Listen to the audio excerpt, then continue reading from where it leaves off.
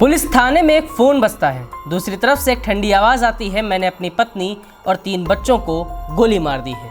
इतना सुनते ही पुलिस वालों के रोंगटे खड़े हो जाते हैं और फिर पता चलता है कि जिस शख्स ने यह खौफनाक कबूलनामा किया है वो कोई और नहीं बल्कि भाजपा युवा मोर्चा का जिला उपाध्यक्ष योगेश रोहिला था। 4 गोलियां चलीं, 3 मासूमों की सांसें थम गईं और एक पत्नी जिंदगी और मौत के बीच में झूल रही है। इस खूनी खेल ने पूरे इलाके को दहला कर रख दिया है। नमस्कार, आप देख रहे हैं इंडिया और मैं हूं दीपक वर्मा। यूपी के सहारनपुर का सांगाठेड़ा गांव दोपहर के करीब 3 बज रहे थे।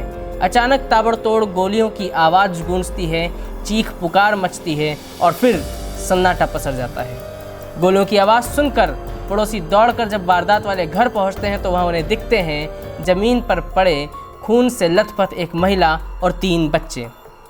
और खून से सनी ये महिला पत्नी थी उस योगेश रोहिला की, जिसने बड़ी ही बेरहमी से अपनी लाइसेंसी पिस्टल द्वारा अपनी पत्नी नेहा और अपने 3 मासूमों को गोलियों से भून दिया था।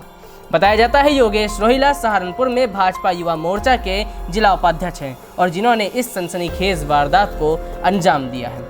पिता की ताबड़तोड़ गोलियों की बारिश से योगेश रोहिला की 11 साल की बेटी श्रद्धा, 6 साल के मासूम शिवांश और 4 साल के देवांश की मौत हो चुकी है, जबकि उनकी पत्नी नेहा जिंदगी और मौत के बीच में झूल रही है। वारदात की सूचना पर सीनियर पुलिस अफसर मौके पर पहुंचे। तुरंत 4 लोगों को अस्पताल ले गए, लेकिन वहां डॉक्टर्स ने 2 बच्चों को मृत घोषित कर दिया और थोड़ी देर बाद एक और बेटे की मौत हो गई। कहा जा रहा है कि जब भाजपा नेता ने बेटी श्रद्धा को गोली मारी तो पत्नी बचाने के लिए खुद और बेटे को लेकर बाहर की तरफ भागने लगी, लेकिन उसने दौड़कर उन दोनों को भी गोली मार दी। एसएसपी रोहित सिंह साजवान के मुताबिक हत्या के बाद आरोपी भाजपा नेता ने खुद पुलिस को फ़ोन किया और बिना किसी पछतावे के अपने गुनाह की कहानी सुना दी। पुलिस के मुताबिक योगेश को अपनी पत्नी के चरित्र पर शक था। शक का जहर इस कदर सिर चढ़ा कि उसने अपने ही बच्चों को मौत के घाट उतार दिया। जब पुलिस ने आरोपी से पूछा कि क्या तुम्हें कोई पछतावा है, तो उसने बेहद ही ठंडे लहजे में कहा नहीं। एसपी देहात सागर जैन के मुताबिक आरोपी ने कबूलनामा किया है कि उसकी पत्नी के पड़ोस में रहने वाले एक युवक से संबंध थे। उसने कई बार दोनों को पकड़ा था। पत्नी को उसने इसके लेकर समझाया भी था, लेकिन वह नहीं मान रही थी। इसको लेकर पिछले 2-3 महीनों से दोनों के बीच में झगड़ा चल रहा था। शनिवार को भी इसी बात को लेकर उसका पत्नी से झगड़ा हुआ था। झगड़ा बढ़ा तो उसने अपनी पत्नी को गोली मार दी। आरोपी का कहना है कि उसने अपने बच्चों को गोली इसलिए मारी कि जब मैं नहीं रहूँगा तो उनकी परवरिश कौन करेगा, वो अनाथों की तरह जीवन जीते, इसलिए उसने अपने बच्चों को भी गोली मार दी।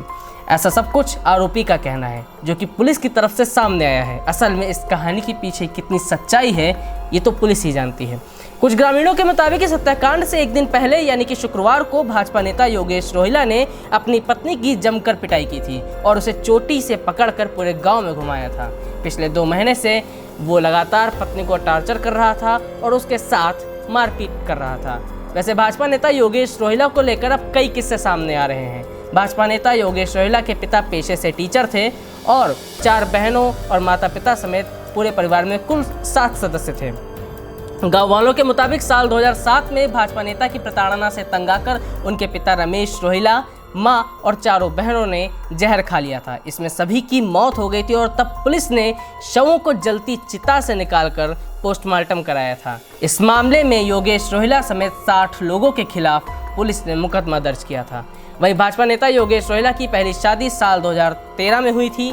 इसके बाद साल 2015 में उनकी पहली पत्नी की भी संदिग्ध परिस्थितियों में मौत हो गई थी। स्थानीय लोगों के मुताबिक उसने भी जहर दिया गया था, लेकिन योगेश रोहिला की राजनीतिक पकड़ के चलते मामला खुल नहीं पाया। फिलहाल आपको बता दें कि भाजपा नेता योगेश रोहिला सहारनपुर के दबंग नेताओं में गिने जाते हैं। इससे पहले साल 2019 में उनके मारपीट और छेड़छाड़ के वीडियोस भी सामने आ चुके हैं, लेकिन उन दावों की हम पुष्टि नहीं कर सकते। लेकिन शनिवार को जो सनसनीखेज वारदात सहारनपुर में घटी है, इसे लेकर बहुत सारे सवाल खड़े हो रहे हैं, क्योंकि भाजपा नेता के योगेश रोहिला के पुराने किस्से भी उनके पक्ष में नहीं है और अब उन्होंने खुद ही अपना गुनाह पुलिस को फ़ोन कर कबूल कर लिया है।